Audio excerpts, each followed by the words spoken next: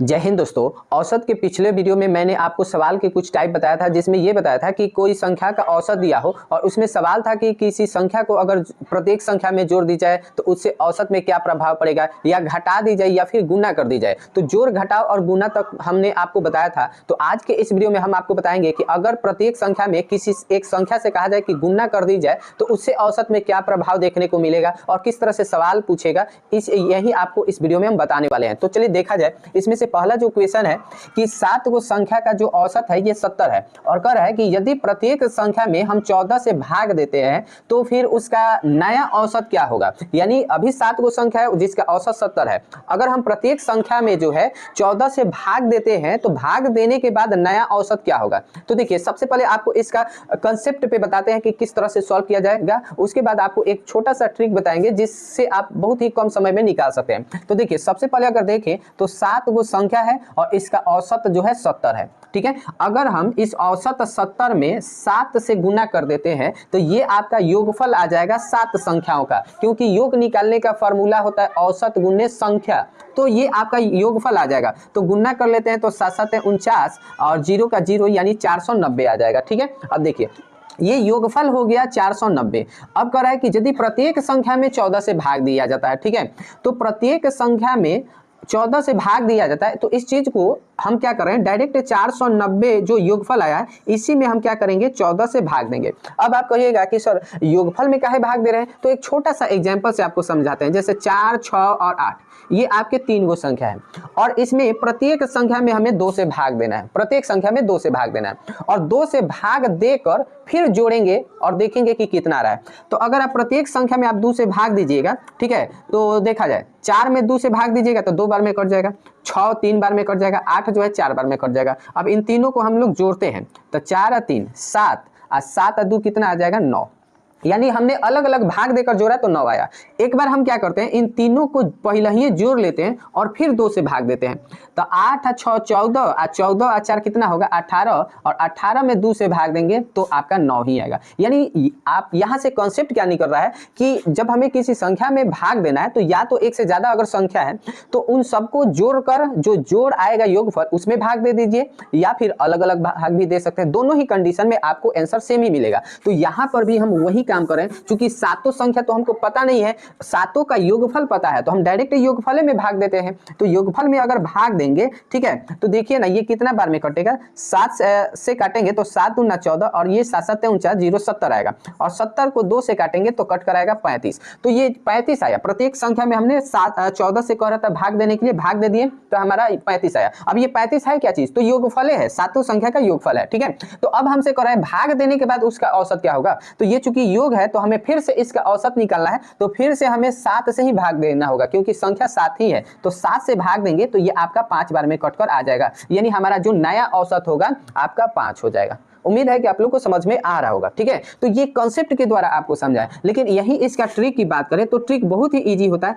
जब भी आपको गुना या भाग वाला क्वेश्चन आता है ना, कि किसी संख्या में प्रत्येक संख्या में किसी संख्या से गुना की जाए या भाग की जाए, तो इसमें बस आपको कुछ नहीं करना है। जो भी आपका पुराना औसत दिया होगा उस औसत में जिस संख्या से भाग देने के लिए कहेगा उसी से भाग दीजिएगा, तो आपका क्या मिल जाएगा, नया औसत निकल कर आ जाता है। जैसे कि इस क्वेश्चन में आपका पहले 7 संख्या का औसत कितना दिया है, 70 दिया है और हमें कितना से भाग देना है प्रत्येक संख्या में, तो 14 से भाग देना है। तो बस आपको करना कुछ नहीं है, औसत 70 दिया है और 14 से भाग देना है, तो 14 से भाग देंगे तो 14 5 70, यानी जो नया औसत होगा हमारा कितना हो जाएगा, 5 निकल कर आ जाएगा। ठीक है, तो ये आपका ट्रिक है और ये आपका कंसेप्ट है। आपको कंसेप्ट समझाया है ताकि आपको ये आइडिया आए कि भाई आंसर आ रहा है तो कहाँ से आ रहा है और किस तरह से आ रहा है। ठीक है, तो उम्मीद है कि आप लोग को समझ में आ रहा होगा। तो चलिए हम लोग बढ़ते हैं नेक्स्ट क्वेश्चन की तरफ। तो अब हम लोग देखते हैं सेकेंड क्वेश्चन क्या है और किस तरह से इसको हम लोग सॉल्व कर सकते हैं। तो देखिए, जो दूसरा सवाल है इसमें कह रहा है कि 60 औसत वाली 4 संख्या है।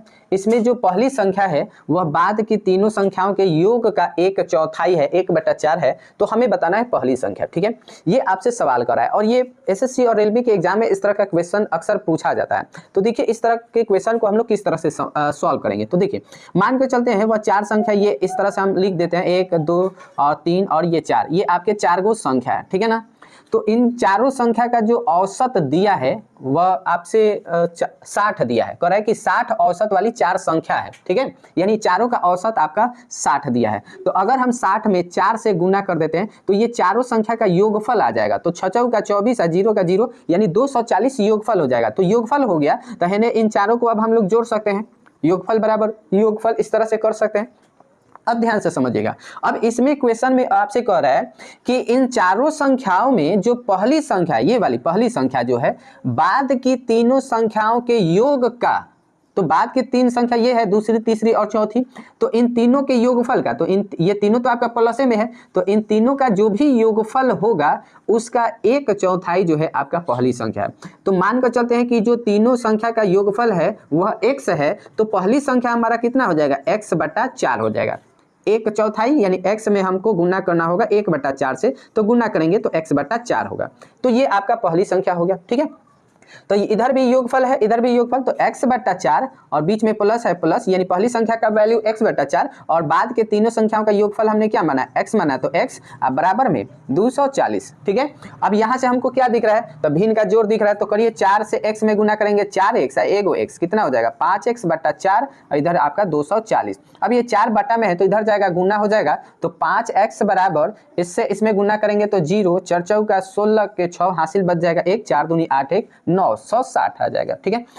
x के गुना में 5 है तो इधर जाएगा तो भाग लगेगा, तभी इसको काटेंगे तो 5 एकम 5, 4 घट के आएगा तो 46, 5 9 45, 1 घट के आएगा 5 दूना 10, x का वैल्यू निकल कर आएगा 192। x हमारा क्या है, तो पहली संख्या को छोड़कर बाद के जो 3 गो संख्या है, दूसरी, तीसरी, चौथी, इनका योगफल आया 192। अगर आपसे ये भी सवाल कहता कि बाद की जो 3 संख्या है उनका योगफल कितना है, तो हमारा आंसर 192 हो जाता। लेकिन हमसे क्वेश्चन पर कह रहा है कि पहली संख्या क्या है, तो पहली संख्या x/4 है, तो x/4 आपका पहली संख्या है, तो यहाँ पे हम क्या करेंगे, x का वैल्यू है 192 अब बटा में 4, तो 4 से भाग दे दीजिए, तो काटेंगे तो 4 चौका 16, ठीक है, यहाँ से 3 घट के आएगा तो आपका 32 हो जाएगा, 4 8 32 होता है, यानी हमारी पहली जो संख्या होगा वह हो जाएगा 48, ठीक है। तो इस तरह से हम लोग ऐसे क्वेश्चन को सॉल्व करते हैं।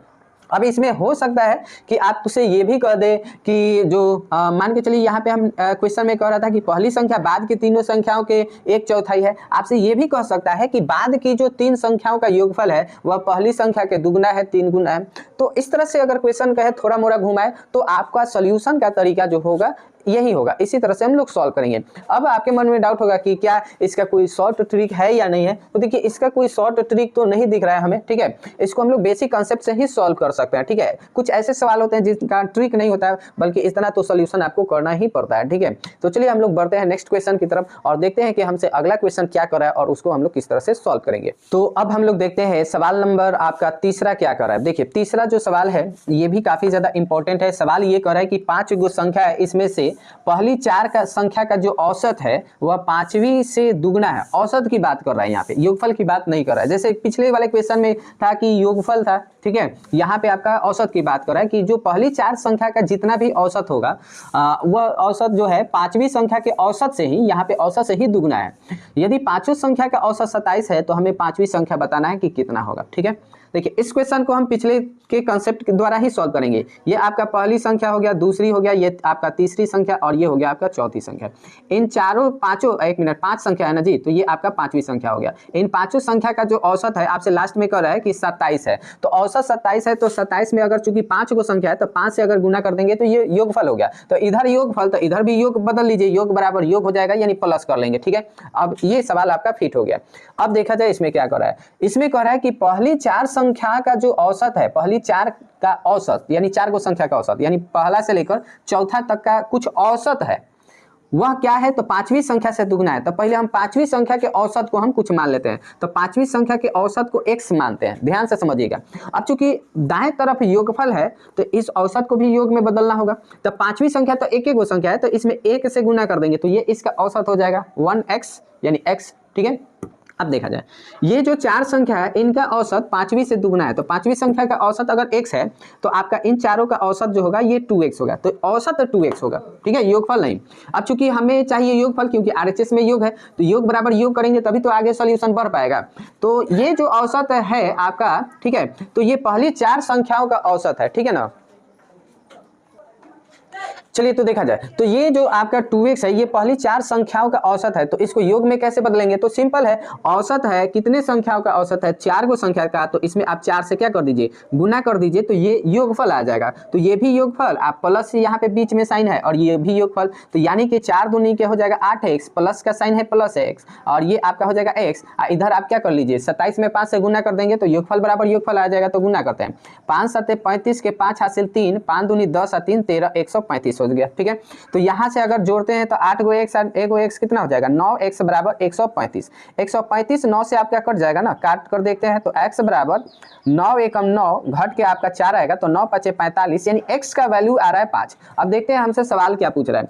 हमसे कह रहा है सवाल में कि पांचवी संख्या क्या है, तो पांचवी संख्या का औसत को हमने x माना था, तो 1 से गुना कर देंगे तो योगफल भी 1 ही होगा। योगफल का मतलब हो गया कि पांचवी संख्या ही आपका x है, क्योंकि एक एक संख्या का योगफल, अगर जैसे हम कहें कि 4 एक संख्या है तो इसका योगफल कितना होगा? अरे भाई, तो चूंकि कोई संख्या दूसरा होगा तभी ना इसमें जोड़ेंगे, तो 4 संख्या का योगफल कितना होगा? 4 ही होगा। ठीक है, क्योंकि इसके साथ कोई संख्या जुड़ ही नहीं रहा है, तो ये x जो आया है ये यही आपका क्या है पांचवी संख्या है, तो हमारा आंसर जो होगा 15 हो जाएगा। ठीक है, तो उम्मीद है कि आपको इस वीडियो में हमने 3 तरह के क्वेश्चन का टाइप बताया, आपको तीनों का तीनों सोल्यूशन समझ में आया होगा। तो मिलेंगे आपसे नेक्स्ट वीडियो में एक नए टॉपिक के साथ, तब तक के लिए जय हिंद।